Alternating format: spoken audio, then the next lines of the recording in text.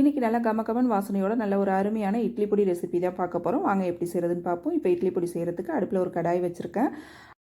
இதில் 2 table spoon அளவுக்கு அரிசி சேர்த்து நல்லா பொன்னிறமாக வர வரைக்கும் வறுத்து எடுத்துக்குவோம். அரிசி வந்து நல்லா வறுபட்டு வரணும். அப்போ தான் பொடி நல்லா வாசனையாக இருக்கும்.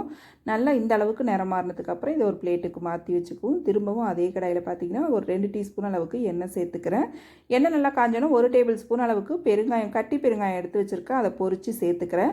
கட்டி பெருங்காயம் இல்லை அப்படின்னாக்கா நீங்கள் பொடி அரைக்கும் போது தூள் பெருங்காயம் சேர்த்துக்குங்க. பெருங்காயம் நல்லா வறுபட்டோன்னு ஒரு பிளேட்டுக்கு மாற்றி எடுத்து வச்சுக்கிறேன். இதில் வந்து பார்த்திங்கன்னா ஒரு 2 டம்ளர் அளவுக்கு கருப்பு உளுந்து எடுத்துருக்கேன். கருப்பு உளுந்தில் தான் இன்றைக்கி நம்ம இட்லி பொடி செய்ய போகிறோம். நல்ல வாசனையும் டேஸ்ட்டும் ரொம்ப அருமையாக இருக்கும்.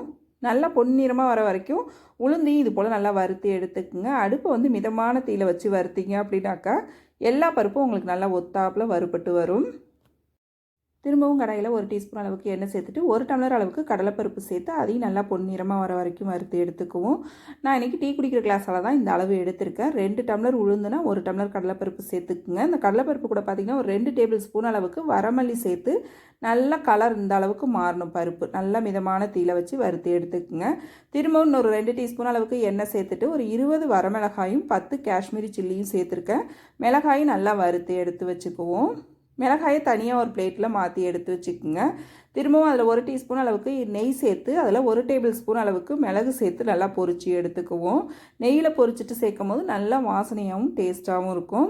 நல்லா ஒரு கைப்பிடி அளவுக்கு கருவேப்பிலை கழுவி அலசி எடுத்து வச்சுருக்கேன். அதையும் சேர்த்து நல்லா பொரித்து எடுத்துக்குவோம். இப்போ இதையும் இந்த மிளகாய் கூட சேர்த்து வச்சுருக்கேன். கடைசியாக பார்த்திங்கன்னா ஒரு 1/2 டம்ளர் அளவுக்கு கருப்பு எள் எடுத்து வச்சுருக்கேன். இதுக்கு பதிலாக நீங்கள் வெள்ளை எள்ளு கூட சேர்த்துக்கலாம். எள் வந்து நல்லா படபடன்னு பொரியணும். அது வரைக்கும் நல்லா பொரித்து எடுத்துக்குவோம். இப்போ எள்ளு பொரிஞ்சதுக்கப்புறம் பார்த்திங்கன்னா 1 டேபிள் ஸ்பூன் அளவுக்கு கல்லுப்பு சேர்த்து அதையும் நல்லா வறுத்து எடுத்துக்குவோம். உப்பையும் இது கூடவே சேர்த்துக்குவோம் வறுத்துட்டு. கடைசியாக பார்த்திங்கன்னா 2 முழு கட்டி பூண்டு எடுத்து வச்சுருக்கேன். அதையும் இதில் சேர்த்துக்குவோம். அடுப்பை ஆஃப் பண்ணிவிட்டு அந்த கடாயில் உள்ள சூட்லேயே போட்டு நம்ம கலந்துக்கிட்டோம்னா போதும். இப்போ எல்லாத்தையும் ஆற வச்சுட்டு பொடி எப்படி அரைக்கிறதுன்னு பார்ப்போம். எல்லா பொருளும் ஆறினதுக்கு அப்புறம் பார்த்திங்கன்னா ஃபஸ்ட்டு நம்ம அந்த மிளகாய் கருவேப்பிலையை மட்டும் சேர்த்து ஒரு ஓட்டை ஓட்டிட்டு அதுக்கப்புறம் தான் பருப்பெல்லாம் சேர்த்து அரைக்கணும். இந்த அளவுக்கு கொரப்பாக அரைச்சிக்குங்க. அதுக்கப்புறம் நம்ம எடுத்து வச்சுருக்க பருப்பை இதில் சேர்த்துக்குவோம்.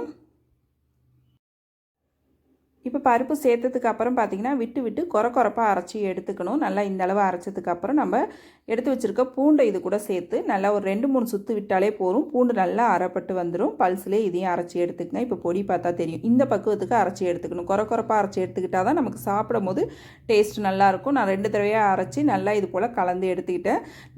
அவ்வளோதான், நம்மளோட கருப்பு உளுந்து இட்லி பொடி ரொம்ப சூப்பராக ரெடி ஆகிடுச்சு.